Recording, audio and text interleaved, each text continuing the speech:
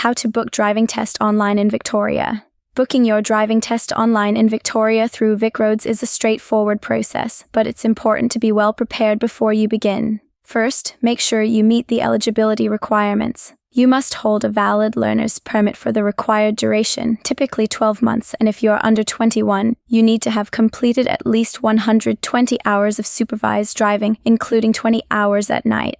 Once ready, gather all necessary documents such as your learner's permit, proof of identity, and a medical certificate if applicable. Head over to the official VicRoads website and either sign into your existing account or create a new one. From there, you'll select Driving Test as your test type, choose your preferred testing location from the available centres across Victoria, and select a suitable date and time. Be aware that test slots can fill up quickly, so booking early is wise. After selecting your appointment, you'll need to pay the required fee using a credit or debit card. Once payment is complete, you'll receive a confirmation of your booking via email. Make sure to review all the details carefully and start preparing thoroughly, practicing driving, reviewing road rules, and ensuring your vehicle is roadworthy and meets all VicRoads standards.